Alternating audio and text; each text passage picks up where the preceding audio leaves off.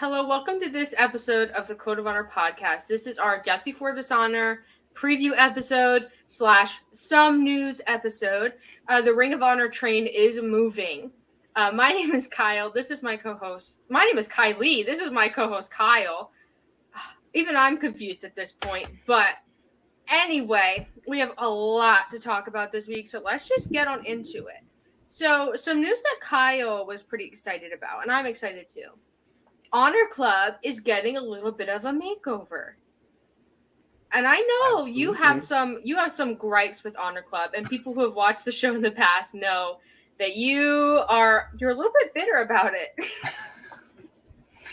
It would be in keeping with the bitter old man vibe, I guess. We'll roll with that. But an email went out, a release went out from Ring of Honor this past week that said that Honor Club was going to be getting some enhancements and new functionality. There was not a lot of detail at this point, but it's something that we've been asking about and subscribers have been asking about for a very long time. So Yeah. Yes, I'm super excited to have this. There's just a lot of stuff functionally with Honor Club that I struggle with as a user. Don't get me wrong, the service there's still so much ROH history on there, and there's still a whole lot of great stuff that you can find there, but it's been a little rough. The answer they got around, for instance, for entrance music was to just mute the entirety of the video for the duration that the music was playing. No crowd noise, nothing subbed in, in general, commentary didn't talk over the entrances for the most part, but, they just muted it all. And then sound would come roaring back as soon as the music stopped. That was super jarring. Is that a huge deal in the grand scheme? Probably not. Was it irritating? Yeah. The entirety of 2007 is missing. That whole year is not there. And there are some tapes of 2007. And there are some great shows in 2007. That was the culmination of the Jimmy Jacobs BJ Whitmer feud. That was the cage match at Supercard of Honor 2. That was the rise of the Age of the Fall. All that stuff. That's all 2007. There's a lot of great stuff there that nobody can see unless you have the DVDs. I have a bunch of them because I'm me, but so I'm really hopeful that with this we're going to be able to get a more complete rendering of the library. Maybe release some of the HDNet shows that aren't on there. I'd love to see those out there again. Find a way to replace the music with, even if it's just studio stuff, give us something there, some approximation, even if it's AEW versions of the music. It's still better than silence. Absolutely. And don't log me out every time I quit the app. Yes. But I hate that. But you know what? I'm glad that we have it still. I'm glad that we have that resource. I'm glad that I can promote it to people to learn about the stuff that we talk about every week on the show. And it's going to get better. And I am here for it.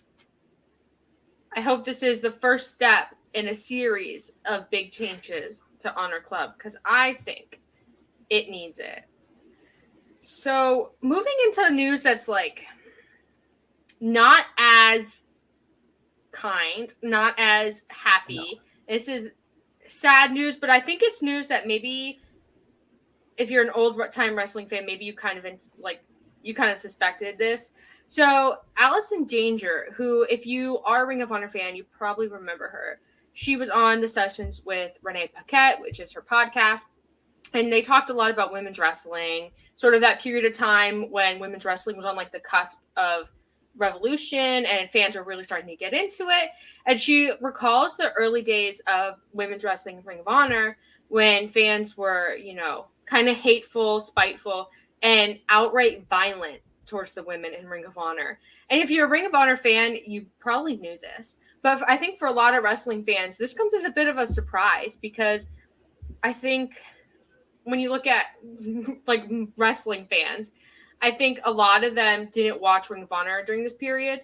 or they watch TNA where women were treated a lot better, or maybe like some other promotion or WWE even where women, I don't want to say they were treated better, but I don't think fans were violent towards them to this degree. And as a woman, I'm just going to say my 2 cents. Wrestling fans are antagonistic towards women. And if you are angry that I said that, then maybe that's, a reflection on you and not women. But I do think it's taken a very, very long time, like 2002, 2007, over 15 years, basically, for women to get to a point where they can be in a wrestling ring and not be, like, harassed the whole time. Like, fans go to the bathroom, but, like, when on this podcast, she's talking about fans turning their backs to the ring and, like, refusing to watch. Or, like, loudly harassing them and, saying horrible, horrible things to them. And as a Ring of Honor fan, this disgusts me. As a woman, this disgusts me. And I'm glad wrestling fans are doing better. Like, there's still, room to grow in how we treat women in wrestling. But when this was happening, I was a child. So I think I'm still kind of grappling with this idea. But as someone who was not a child in 2002 to 2007, Kyle, what are your memories of these early days of the Ring of Honor women's division? Yeah, it was rough. I mean, for starters, outside of Lacey and Rain and occasionally Alison Danger, occasionally Sarah Del Rey, a few others, there was very little, if any, women's representation at all. The women's matches were not a frequent occurrence. It was certainly not an every show occurrence. There was certainly no dedicated title. They brought in Sumi Sakai early on, and she was there. But this was also at a point where the effort was not there to bring in quality opponents for her, and the whole thing was kind of a mess. There were points where it felt like, we're going to purposefully half-ass this. And then when it doesn't work, we can say, well, we tried and it doesn't work. And then shuffle it away into a corner somewhere. I'm going to, a quote from this is from Wrestling Inc.'s transcription, because it was the first one that I could find. I remember the early days of ROH, the girls had it rough. The fans didn't want us. They were not interested. I used to get death threats. When we would come to the ring, fans would turn their chairs around and purposely put their backs to us or make a show of, oh, it's bathroom time, and go. It was rough. I don't remember a lot of fans turning their backs physically at the women's matches that I was in attendance for. But that's, of course, that's only my recollection, not hers, and mine is not perfect, not even close. I believe her when she says it, But I definitely remember a lot of objectification, a lot of nonsensical sophomoric BS, and women trying their hearts out to work through it. And I'm sorry that they had to do that, because that's awful as a performer. To have to try to push through that when that hurts. That's, you don't have to deal with that. Nobody should have to deal with that. Yeah, and this is by no means like a Ring of Honor specific thing. This is an issue in all of wrestling where women are treated, as second class citizens compared to, male wrestlers, male promoters, so on. And outside of wrestling, this is a thing in basically all sports where women really do have to fight for even half of what men get. But I'm really glad that she's, comfortable and able to speak out on this, because I think a lot of fans in 2022 are comfortable with how women are treated now. And it's sort of easy to dismiss a lot of the terrible, bad things that have happened and all the people who are still in wrestling who have aided in all these terrible things that have happened. So I admire her for speaking out about it. And I hope a lot of fans really take this and think critically about this time period and how hard women have had to fight and, how far they still have to go. Because I think there's a lot of room for women to really catch up with men, even now. So Becky Lynch did not save all women. I know, it's shocking. But anyway, should we get into our Death Before Dishonor preview? Yeah, let's dive in. Something a little bit happier. And I appreciate that you pointed out that this is not exclusive to Ring of Honor, but yeah, at the end of the day, this is someone who worked for Ring of Honor. This is a Ring of Honor podcast, and if we're hoping to build a better Ring of Honor moving forward, the women are going to be an integral part of that project. Yes, I definitely agree. So I hope we see. Hear more from Alison Danger. I think a lot of fans are going to continue to talk about this, but another thing fans are going to continue to talk about for years to come is FTR versus the Briscoes. So we talked about this last week. I think it was. We talked about the match a little bit about the feud. Yes. But of course, the Briscoes cannot be on Warner Media apparently. So we got a little bit of like an internet exclusive type promo deal. FTR and the Briscoes. Basically, it was they fought a lot. It was great promos, but the end result of this video was that our match at Death Before Dishonor is now going to be 2 out of 3 falls. Which, if you're an FTR fan or a Briscoes fan, you know that 2 out of 3 falls is kind of a big deal because, and I think FTR specifically loves these stipulation matches for storytelling purposes. I'm so excited for this match. I think FTR is going to win. That's my prediction. I think there's more to do with FTR in Ring of Honor than there's the Briscoes, especially because the Briscoes can't be on Warner Media TV, apparently. But this match, I told Kyle this before we went live. Before we started recording. I think this match is going to go a full 60. I really do. That's why the card's so small. I don't know. I'm not sure I can agree there. We'll get into that a little bit, but the addition of the 2 out of 3 falls stipulation is glorious. I love that. I'm a sucker for 2 out of 3 falls. One of the first matches I watched that really made me fall in love with wrestling was Ricky Steamboat and Ric Flair in 2 out of 3 falls from Clash of the Champions 6 in New Orleans back in 1988 or 89, I believe. I want to say 89. That sounds right. Because it was about to kick off because the Flair Funk series kicked off right after. But anyway, these are the things that bop around in here every day. It's super fun. But no, 2 out of 3 falls is such a great stipulation for something like this because it's so delightfully old school and it fits with the vibe of FTR in particular. Their match, as our producer put out here on the bottom of the screen, their 2 out of 3 falls match with DIY was a classic. And they've worked well in 2 out of 3 falls matches before, but they might be walking into a buzzsaw here. Because if any tag team knows 2 out of 3 falls, it's Mark and Jay Briscoe. Yeah. Because, and I put this out on Twitter recently, the Briscoes had a run in mid-2007, started in early 2007 when they actually beat Austin Aries and Roderick Strong 2 out of 3 falls. They defended the title 4 times in 6 months, all under 2 out of 3 falls stipulations. And all but the last one, they won them all 2 straight.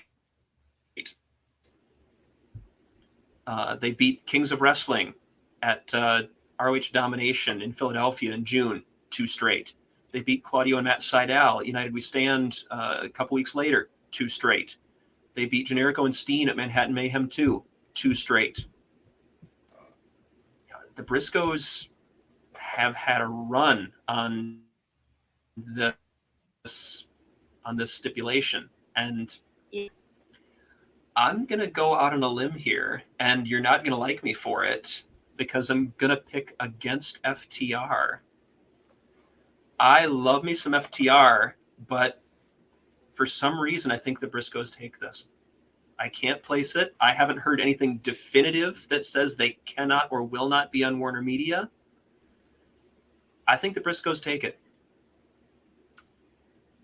I think FTR takes it, and I have other reasons. Also, if you guys hear thunder, I live in Florida. It's the afternoon. There's going to be thunder. I'm sorry. There's nothing I can do about it. That said, I would also be very happy if I was wrong. The match is going to be fantastic either way, but I just got a feeling. I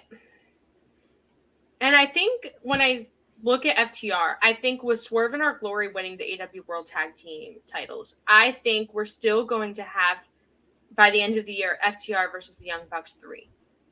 Granted, I do think that FTR is going to be the AEW World Tag Team Champions when that happens. I don't think it's happening at All Out. It might happen at Grand Slam. We could rush it. But going back to my original point, I think FTR is still going to have all the belts when that happens, including the Ring of Honor World Tag titles. I think it's just way too integral to the Young Bucks history, and I do think we're on the cusp of a Young Bucks babyface turn. I think it's way too integral to their history. It would be a great way to sort of rub it in their face that they're not the best in the world. Look at all FTR's gold. We have the belts that you had, and we've been more dominant. You could bring up history with the Briscoes somehow. I don't know. But I don't know if you could even say the Briscoes on AWTV. I don't know. But I don't know. I just think FTR and Ring of Honor, I don't think they're done there. But granted, I could be wrong. But I think I could see it. I really could. This one feels like a coin flip to me in some ways. I see the value in keeping the titles on FTR for a longer period, and using those as we build towards FTR Young Bucks 3. But at the same time, maybe it could be good for a shock title change. I don't know what the plan could be. There's a lot of directions this can go, but I think the only sure thing we have coming into this is that it's going to deliver.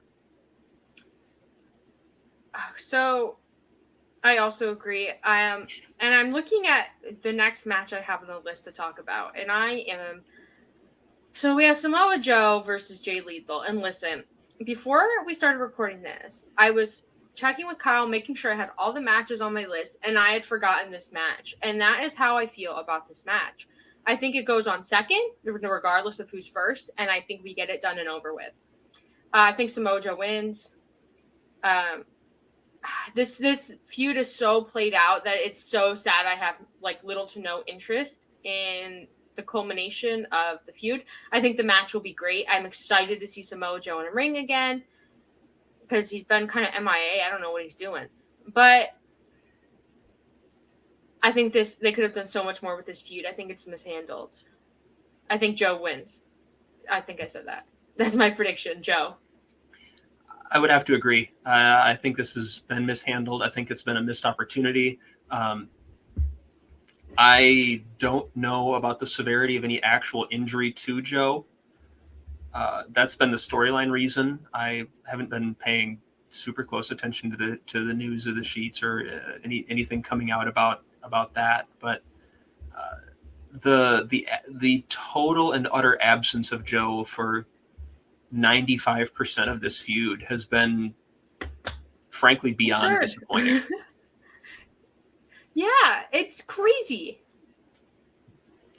Jay Lethal has done the best he can with this. Yeah. He has done yeoman's work with trying to keep this hot and keep this relevant, and deserves credit for that. Mm-hmm. But at the end of the day, Joe retains. Joe takes back takes the TV title still, holds on to that because, for one, I just don't see how Lethal with the TV title does anything. I think he's if I'm being completely honest, I think both these guys are a little bit above the TV title, but I agree. I think Joe can be counted on to put on some great matches with younger talent once television becomes a thing again for Ring of Honor, in whatever form that might take. Yeah. And I think somebody gets a bigger rub by eventually beating Samoa Joe than they do by beating Jay Lethal. And that's not necessarily disrespect to Jay Lethal. I think that's just the nature of where they are. No, I definitely agree. And when I look at this match, I look at, all the promos we've had, how they've built this feud. I think it's basically been built to have Joe win and get his revenge and beat these annoying bad guys. It's classic, storytelling. I just wish that, one, we had more of Joe either in the ring or doing anything up until this match. And also, I feel like once Joe, overcomes this, I feel like he's a little bit directionless. And I hope after this match, or, maybe before something, we get some indication of what the next steps for Joe will be. He needs something. I think, but I like that we're both in agreement that he's winning. Love that. Yeah.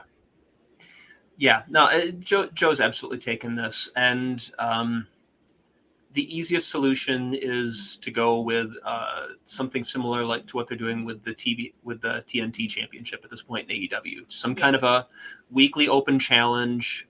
You go back in ROH history, Bryan Danielson did the same thing with his world title run, where in storyline, they basically said Danielson sent signed open contracts to every major promotion in North America or something like that. And the idea was anybody could sign one at any time and show up and challenge him for the world title. That's actually how, and here, you knew I was going to work it in somehow. That's how Chris Hero showed up in Ring of Honor. You can always be relied on to give us a Chris Hero reference on the show. Hero showed up and signed one of those contracts, and that kicked off the CZW feud. So that open contract can sometimes lead to some pretty wild things. You never really know.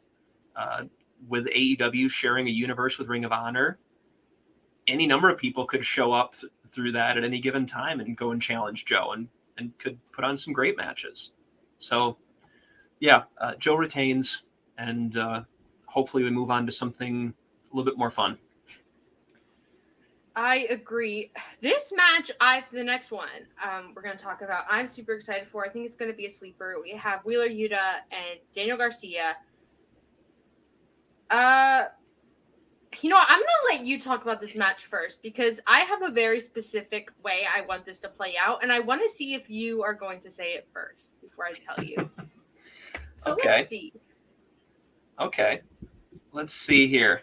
I think Wheeler retains. I think that's kind of a obvious move there. I think Daniel Garcia is doing great things, and he's showing more personality than we ever could hope for with the Jericho Appreciation Society. There's a lot that I don't really care for about that angle, but the emergence of Daniel Garcia in 2.0 are far and away my favorite things about it. I think Wheeler retains after a very hard-fought match that really elevates both guys. And I think early on you get a more mocking following of the Code of Honor by Daniel Garcia. A very slap the hand kind of, or even any one of a number of ways that a heel has sought to disrespect the Code of Honor over time. Mm-hmm. I think post-match, I think you get an actual real handshake. And I think it pisses off Chris Jericho. And I think we kind of like there. My idea. So do you want to hear my plan? I do. So I also think Yuta wins, but I think he comes to the ring. He's escorted by William Regal. I think William Regal is so impressed by Daniel Garcia. I don't think we get Daniel Garcia in the Blackpool Combat Club yet, but I think he's like, we do something to make it clear that he's on William Regal's mind, that William Regal's watching him now. And then I think Daniel Garcia doesn't do anything to instigate like a post-match conflict. He just kind of like shakes Yuta's hand and leaves. And I think this is going to piss off Sammy Guevara, who's Chris Jericho's #1 fan, his hype boy. And I think moving into All Out, we're going to get Garcia and Guevara. I think we'll have some kind of match there. And I think the Jericho Appreciation Society will turn on Garcia and he'll be saved by the Blackpool Combat Club. And then we wrap that feud up at All Out in a nice bow and we move on. That's my prediction. Because looking back to the post Blood and Guts promo, Chris Jericho was really hyping up Sammy Guevara, and Daniel Garcia was blank-faced, staring off into the distance. So he clearly has beef with Sammy. And I think if we're going to do a feud to get Garcia out of Jericho Appreciation Society, I think Sammy Guevara is a great way to do it, because I think that elevates Garcia, and I think it really bonds Guevara and Jericho even closer. I love it. Give her the book.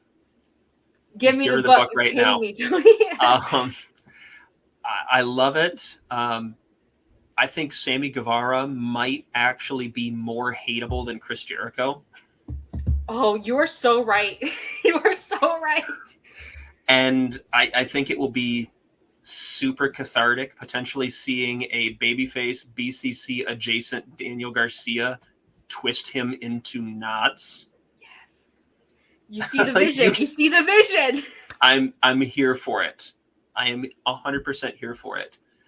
And then we move on to Wheeler Yuta, continuing to defend the Pure title on a more frequent basis against ROH guys, against AEW guys. I think you mentioned at one point that Yuta has a lot more available to him as a singles guy with the Pure title, given the makeup of the roster at this point. Yeah. And I talked about it. I mentioned it. I teased it briefly on Twitter as well. A guy that I don't think is getting enough credit, a guy that I think would put on a banger of a Pure Rules match with Wheeler Yuta, and somebody that I would like to see get more of a spotlight. I think the Pure division would be an amazing way to do it. Angelico.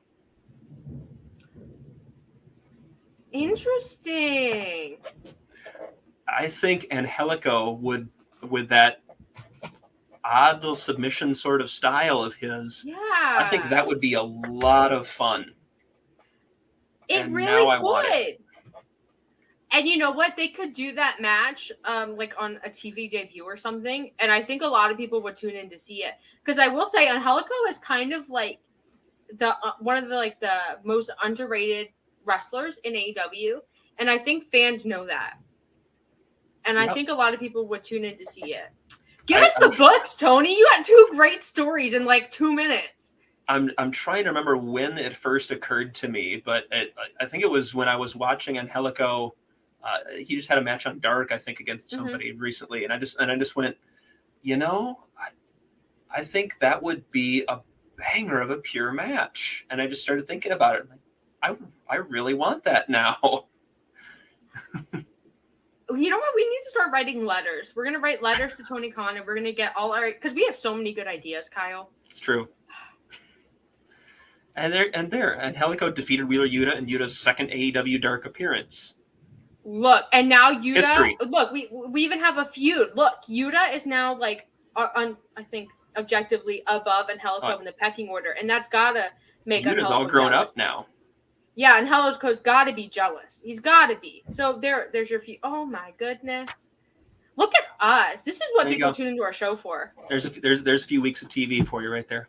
So, done. I love this. I'm having a blast. What else? Oh, the women's match. This is where my bold prediction is. Ooh, okay. So I'll just go ahead and get it out of the way. I think Mercedes retains. By the way, it's Mercedes versus Serena Deeb. I think Mercedes retains. I think it's a great match. I think Deeb really pushes her to her limits. We can get all the things. There can be blood. We can do whatever we want here. But my point is, at the end of the match, Mercedes, gets on a mic and she's like, there's no one, better than me. There's no one who could ever beat me. Blah, blah, blah, blah, blah. Typical promo. And I think, listen, I'm not sure if it'll happen, but I'm here for it. I think we get Thunder Rosa comes out and we get a Battle of the Belts match between these two. I think it'd be a great way to build Mercedes Martinez. I think it'd be a great way to build the Ring of Honor women's division. And I think Thunder Rosa needs something else to focus on for a bit that isn't another Britt Baker match. I think we need a Britt Baker maybe follows her around, annoys her for weeks and weeks, and then maybe we get another match some point down the road. But in the meantime, I think Thunder Rosa's reign can no longer be defined by Britt Baker. And what better way to really get her off and running than which women's world champion is better? Is it Mercedes Martinez? Is it Thunder Rosa? And they can have a great match on Battle of the Belts, which is coming up sometime in August. I don't remember the exact date. Maybe our producer knows. Okay, there you go. August 5th. Someone knows. Grand Rapids, Michigan. We'll be there. Oh, okay. So, yes, absolutely give me Mercedes versus Thunder Rosa. That'd be fantastic. I think it'd be really interesting, and I think Tony really does like these sort of shock confrontations and these, like, absurdly booked matches that everyone loves, but they're not sure why they're happening. And I think Thunder Rosa, going by her promos recently, I think she does sort of had this air about her that she has something to prove as champion, because I think people are being a little rude about her reign, and they're saying a lot of untrue things and really doubting her as a wrestler. So I do think Thunder Rosa as a champion is in a weird place where she has to prove herself even though she's champion, and I think this would do it. So that's my bold prediction. I like that. I would be 100% on board with this. I also think that Mercedes retains. Mm-hmm. So I would not complain in the least about seeing Thunder Rosa come out and do that, especially as our on-the-spot producer has pointed out, Rosa has never lost one-on-one to Mercedes Martinez. I think either one would be a fantastic choice to lead a new resurgent ROH women's division. I think either one are absolutely talents you can build around. I don't see the vision for Serena Deeb on top at this point, though, in ROH necessarily. But you've got Mercedes. I would hope Willow's going to come back and get another shot soon. So I'm keeping my fingers crossed for that as well. Especially a nice full circle story as well of Mercedes being the one to have beaten Willow to win that in the first place. But I'll tell you the name that I would also like to see involved here and come after Mercedes. And that's Jamie Hayter. Interesting. That is not my bold prediction, but that is a name I would like to see pop up in Ring of Honor and go after Mercedes Martinez in the women's world title. I would love that. We've got since we seem insistent that we're not breaking them up, at least not right now. Maybe that's the impetus to eventually do so. Maybe Jamie comes over. Maybe Jamie's the one to unseat Mercedes, and all of a sudden Jamie Hayter's walking around with gold. And that's a good point. And Britt isn't. Maybe that's something you can play with. And if Britt turns on her, maybe we can also, combination shot this into Jamie Hayter in the Blackpool Combat Club, which she has said several times she wants to do. Listen. Is it just me, or is this seeming like we need to book Ring of Honor? Because maybe I'm crazy, but we're connecting all the dots here. Finding a lot of stuff to do, and I would not hate a Blackpool Combat Club chapter in ROH. I wouldn't either. I think it'd be great. But and Hayter did have the win over Martinez. I did have to look it up before he put that up. I was looking that up as well to make sure that they hadn't met one-on-one before. That was their only one-on-one match that I'm aware of, unless there was a smaller indie someplace that I can't find records of. But Jamie would be 1-0 against Mercedes Martinez. I think it'd be a tremendous outing. That would be a good one to put on a early episode of Ring of Honor television too. Do a Champions Edition for your first show kind of thing, where the pure title is defended, the women's title is defended, and main event it with FTR or whomever defending the tag titles kind of thing. And there's your hour of TV. But I'm here for it. It'd be fantastic. But I think there's a lot of fun places you can take this. We've talked a bunch about the ROH women's division. We've had our drafts of the ROH women's division. There's gobs of unsigned talent out there. There's plenty of talent in AEW right now that might not be getting used the way that they could or should, that could easily flesh out an amazing division. So yeah, I think Mercedes retains, and if I'm getting if I'm having what I ask for, Jamie Hayter gets the next shot, and we build there. I love both of our ideas. I think, and the women's division is in such a unique place for Ring of Honor where they get a complete do-over. And I'm so excited. So then we get our world title match. And we have Jonathan Gresham, who was our world champion, even though he hasn't, been doing a whole lot. Well, the last couple weeks. Against Claudio.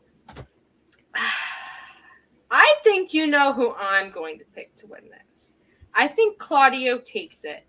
And I think we're still getting Gresham versus Brian Cage, but now I think it's going to be not for the title. It's going to be some sort of blood feud, like some maybe jealousy, maybe Brian cost him the match, something. But I think Claudio, as the Ring of Honor World Champion in the Blackpool Combat Club, is a great way to establish the Blackpool Combat Club chapter in Ring of Honor. Our little Yuta Claudio pairing, maybe some other people down the line. And I think that it's a great way to get the belts onto AEW TV and sort of mix and intermingle in a productive way that isn't Samoa Joe and Jay Lethal. I think Claudio takes it. I think it's too early for Claudio to lose, especially to Gresham, who's not as well established as someone else that Claudio could lose to, at least in AEW TV. I should make that clear. I think Claudio takes it. I was so excited when I heard this was happening. This is an absolute dream match. If you don't follow Ian Riccaboni on Twitter, Ian had a lovely thread where he discussed the relative strengths and weaknesses of each guy going into this match, about Gresham's underrated strength, how he has an absolute Rolodex of moves at his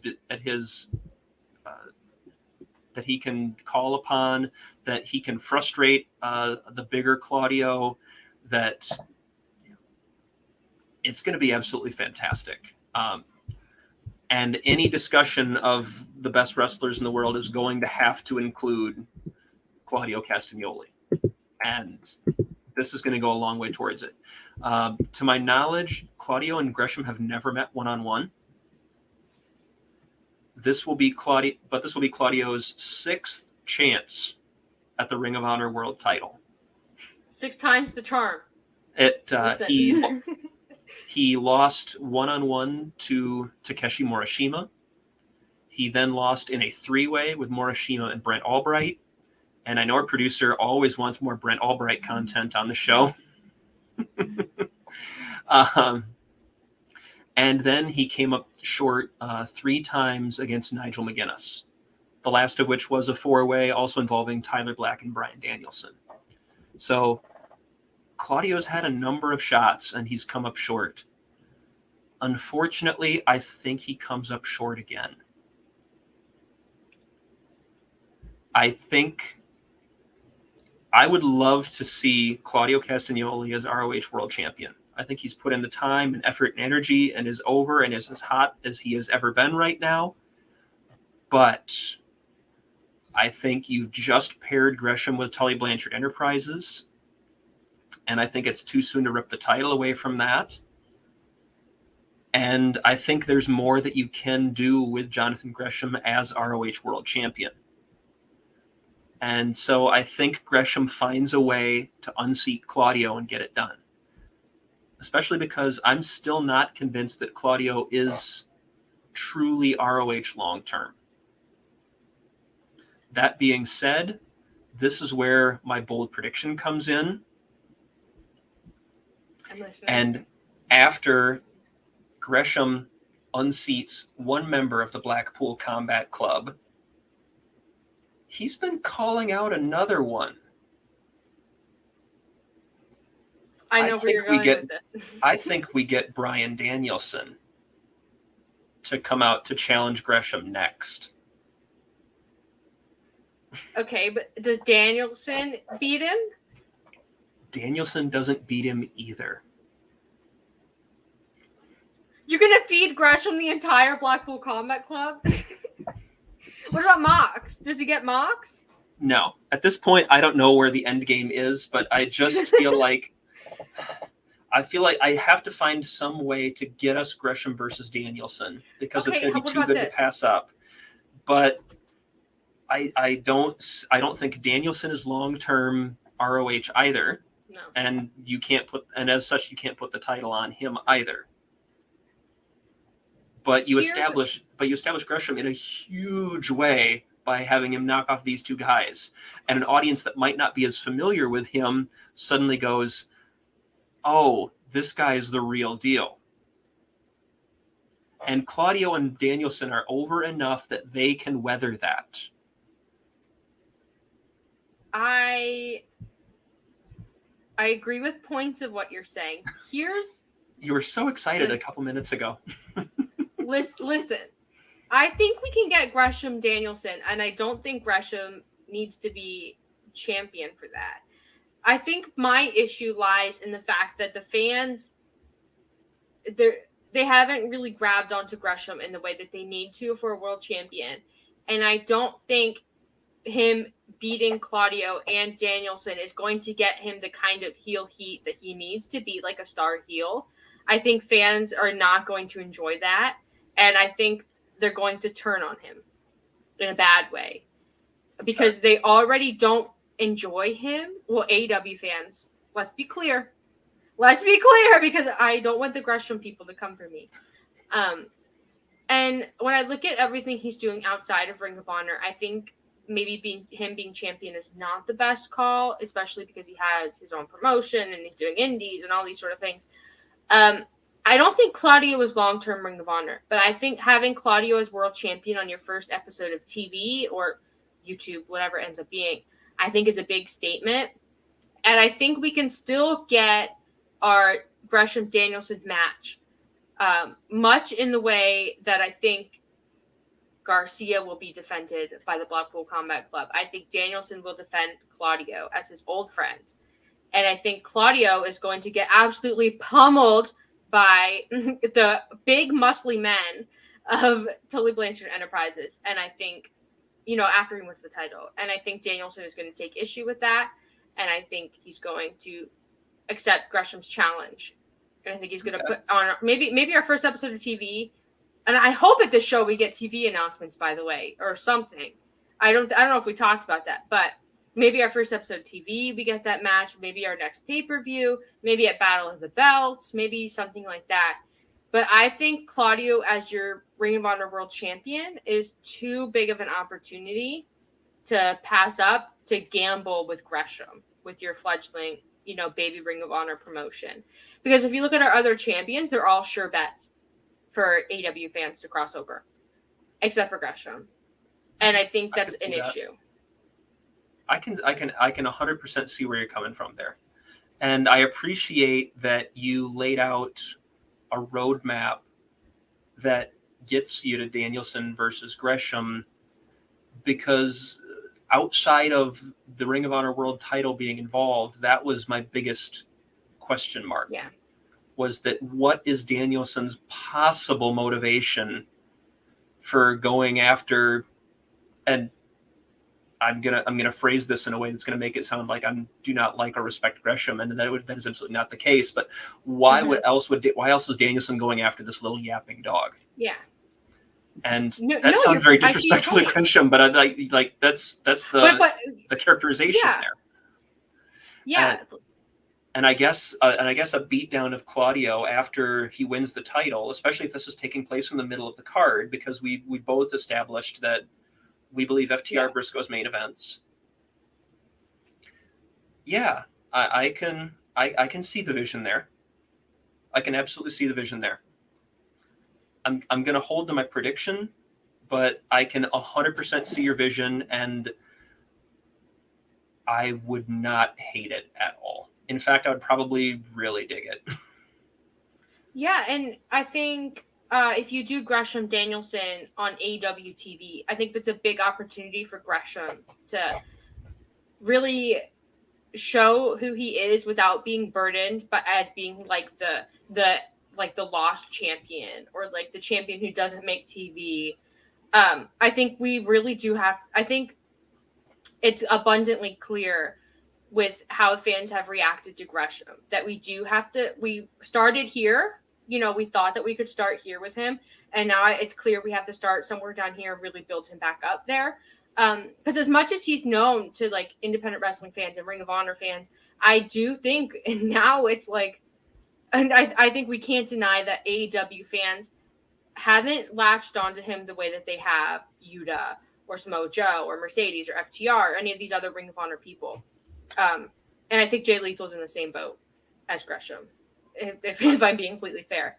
And I think maybe down the line, maybe he wins the title back from Claudio. Whatever you want to do to get him back there, I think you can do. I think the Tully Blanchard Enterprises thing is still weird. I think he still doesn't fit there, especially with Brian Cage there. I don't know what their plan is there. Maybe he wins the title from Claudio and then we get the Brian Cage feud. I don't know. But I think Gresham needs to be rehabbed because he hasn't been on TV, and now he seems like the fifth most important champion in Ring of Honor. Yeah, I would probably agree with that. And I will say it does feel like there's a recognition by Tony Khan to deal with this, because you saw Gresham cut the promo before he was interrupted by Claudio on Rampage this past week about, I'm going to be out here every single week now proving why I'm the best wrestler in the world, and so on and so forth. Like, yes, that. In front of this audience, in front of the AEW audience, just get Jonathan Gresham out there and let him be an amazing professional wrestler every single week. And guess what? In front of this audience, he'll get over. He will. He needs time, though. And that's the thing that really blows my mind. Hard. It's not. AEW fans love good wrestling, and if you're a good wrestler, if you're like a wrestling fan's wrestler, you'll get over. That's entirely the reason why FTR are babyface now, is because they are so good at pro wrestling that they had to be cheered. And look what it did for Serena Deeb. One match, and people were already fantasy booking her and everything. Like, Gresham could easily do that. And you're telling me we have time for Samoa Joe, Jay Lethal, part 904, when we could have a Gresham match? It doesn't even need to be crazy. Just give him like 10 minutes with a good opponent. Like, it doesn't even have to be Dynamite. I'll take Rampage. But like, that should have been done months ago. And he should have already been established as world champion, a dominant world champion, someone who's to be reckoned with against Claudio, and he's not. And Claudio is this guy coming off of his big debut, his win against Zack Sabre Jr., who is a technical wrestler just like Gresham. He had Blood and Guts, where he was obviously the star of the entire match, and he, really showed out in that match. And he's part of probably the hottest faction in AEW now. He's a rising star, and Gresham feels like pennies compared to him. You know what? You are convincing me to change my mind. Like, bit by bit by bit, you are convincing me to change my mind.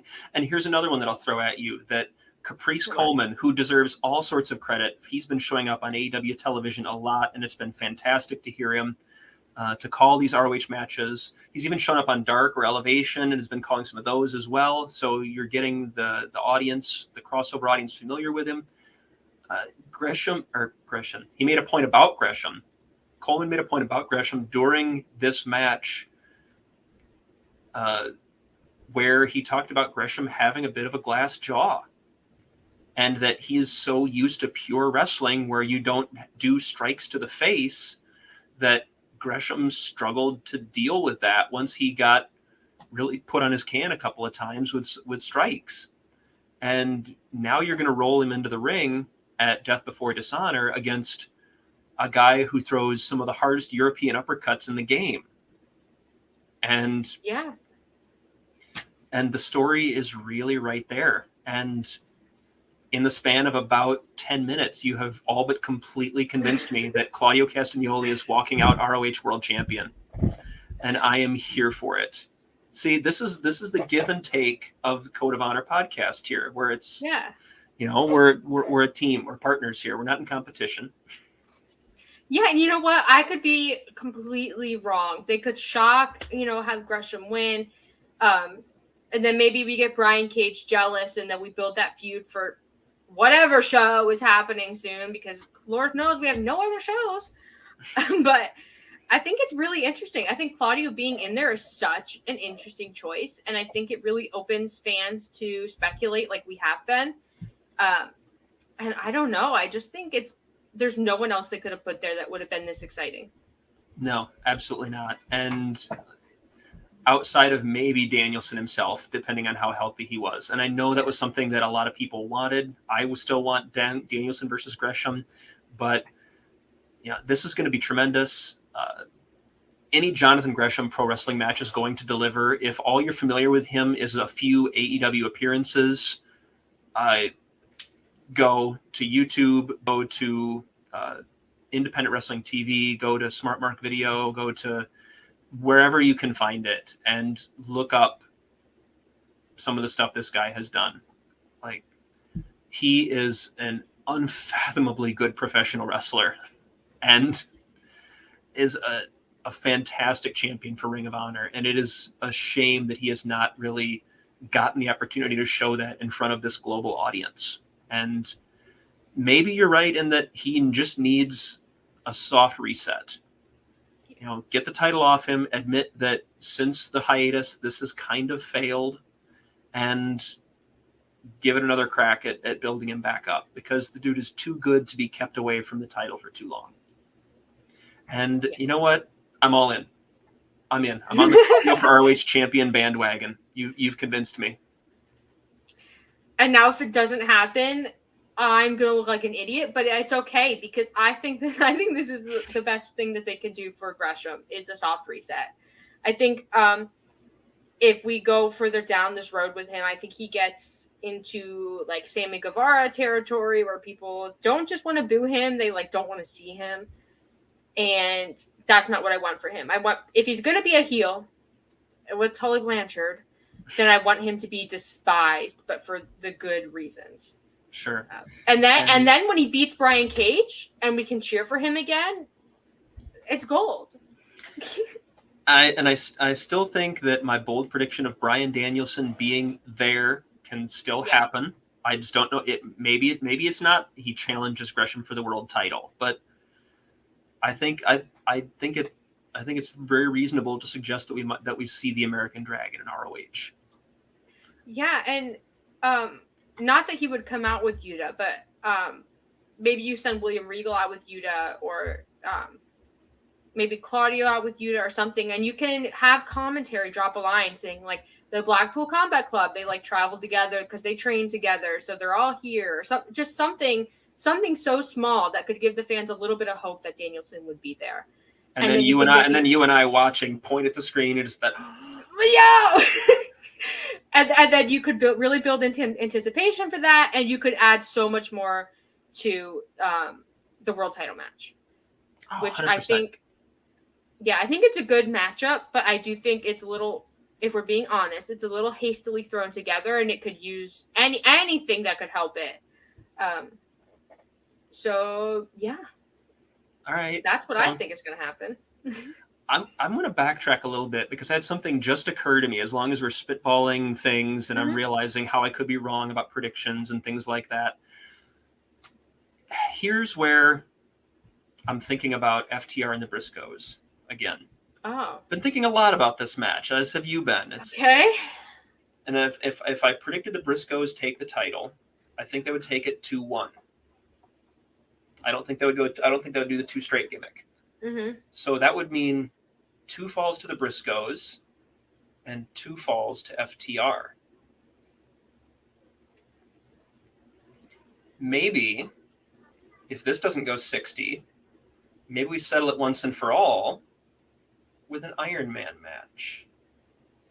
I'm here for that. I would support that. and we go 60 minutes that way somewhere down the line. Hell, do an entire episode of Ring of Honor television devoted to that match. I would be here for it. I would love that. And then that way you can get the titles back on FTR again, and then you can build back to FTR Briscoes or FTR Bucks, and the ROH titles can still be there, and you can have your shock title change. You can put on 2 banger matches in the process. Sorry, it literally just in the last 50 or so minutes as we've been talking has germinated. And you know, it fits. It fits at this spot in the show because we both said we thought that these guys were main eventing. It's something you can definitely play with, and yeah, I would support it, especially because FTR has been sort of on this quest to build their legacy and sort of leave something for tag team wrestling. And I think if you take the titles off them in sort of this way where they're just so close but not quite close enough, I think that that could really light a fire under them. And I think they could. I would support it. It gets a thumbs up from me. Or we could just have FTR retain in the first place and, skip over the rest. Whatever, I as much FTR Briscoes as we can, because the pairing is just magic every time out. It's so good.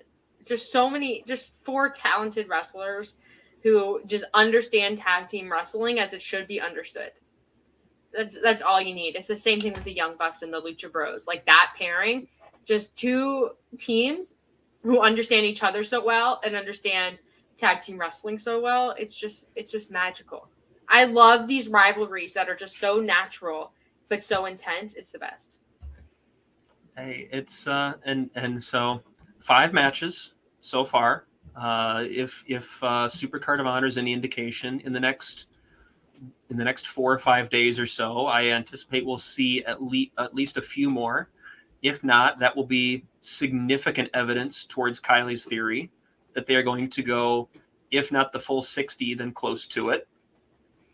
But I'd say, yeah, if I have any final thoughts, it's that, and unless you had anything else you wanted to do before we moved into final thoughts. No, I'm good with final thoughts. Then I would say this is going to be a tremendous card. And just like Supercard of Honor was, it came together late. There were concerns, and it turned into one of the best shows of the year. This card, we've got probably half, if not more, of the matches announced right now. And every one of them looks like it's going to be tremendous. You can quibble about the stories and the build going in. Every single one of these 5 matches is going to deliver in the ring in a big, big way. So even if you're not probably going to be able to watch it on Honor Club, watch it on Bleacher Report or Fight or wherever you get pay-per-view, make sure you see this show. It's the day after my birthday. Tony Khan has got me a fantastic birthday present for my 40th this year. I'm very excited so far. And it's going to be tremendous. Keep an eye on our Twitter feeds and the Code of Honor cast feed. We'll give the plugs later for where all those are, but keep an eye on them, and we'll be covering it and talking about it if any more matches are announced, of course. Yeah, I think maybe we'll get, because there is a little bit, I think there's going to be a pre-show. We'll probably get maybe a Battle Royal or like a big tag or something like that with some Ring of Honor faces, maybe some indie people. I think it'll be fun. Final thoughts, I think AEW has learned a lot about how Ring of Honor needs to be booked in the last few months. I think we've had some notable successes and some notable failures. And I hope we get TV soon, because I cannot keep doing this Samoa Joe Jay Lethal format. I can't do it. If we get another feud and that's all it is a promo every show, I can't do it. I can't do it. Give me anything, literally anything. It doesn't even have to be full episodes of TV. Like you could just put it on YouTube, like a match, and I'd be here for it. I would love it. We didn't get to talk about that on YouTube. ROH Countdown is running after dark on Tuesday, presumably on the AEW YouTube channel. So they're going to be talking about these matches as well, even though you've already gotten it from us. Yeah, you don't need anything else. All you need is us. But if you want a little bit of more, then go check that out. You can go to the Ring of Honor Twitter to get all the information about that, where to find it, all that sorry for stuff. Interrupting. Go back to... No, my final thought, though, is that Tony Khan really has a tendency when he's in sort of a corner like he is because of Samoa Joe, Jay Lethal, to really show out. And he does love surprises, and he loves, really pushing his talent to the limits. So there's no reason to expect that this show won't be worth your money. I think this show is going to be well worth your money, and I think everyone should watch it. I'll be live tweeting it. Kyle will probably be live tweeting it. I'm gonna give it a go. I'm gonna be out on a trip with my wife, but because my birthday is this coming Friday and our anniversary is this coming weekend as well, so I'm probably going to be more concerned with her. But yes, and justifiably so you got me. Kylie's going to have you. She's going to be. I got you. I'll live tweet. I'll give you my play-by-play, and then next week we'll probably talk about the show, our thoughts, anything exciting that happened, any news that we might have gotten. So make sure you tune in next week as well. And yeah, Kyle, where can the people find you? Where are you? You're that way. I am that way. Find me on Twitter at Kyle K. Sparks. I am usually live tweeting Rampage, Dynamite. A couple of weeks ago, I live tweeted or close to live tweeted Impact. Then getting back into Impact as well, because speaking of wrestling shows that are getting slept on, Impact is very much one of them right now. They're putting out a great product. Yes. Also, find me every Monday here with Kylie doing the Code of Honor cast. Follow at Code of Honor cast on Twitter for all the latest information there. I'll usually hop on there if I have a fun ROH factoid or statistic or something that occurs to me during a broadcast. And really anything else that we're doing, I'll be promoting on Twitter. So give me a follow there and enjoy the ride. Come on along. ROH is getting rolling. The train is moving. Hop on. Let's go on this trip. It's going to be a lot of fun. My plugs. You can follow me on Twitter at Fuller_Kylie. Like I mentioned, I live tweet. I announce all the shows I'm doing there. You can see me every Monday at 3 here with Kyle for Code of Honor. Things are really heating up, so you guys don't want to be missing these shows. As you can tell, we do really love Ring of Honor and wrestling. You can see me every Sunday at 5 p.m. on the Fightful Overbooked channel for Tag Talk. We talk all things tag team wrestling. We've been talking a lot about the FTR Briscoes feud, so if you want to go check that out, Fightful Overbooked YouTube channel.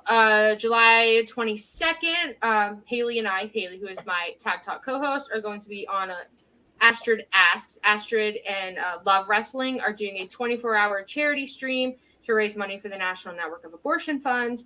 Haley and I are going to be doing a special sort of Q&A Astrid Asks episode. Go to my Twitter, find more about that. You can leave questions if you want us to be asked them during the show. I have a few other projects coming up that I can't talk about yet. But again, follow me on Twitter. Follow at Code of Honor Cast. That's us.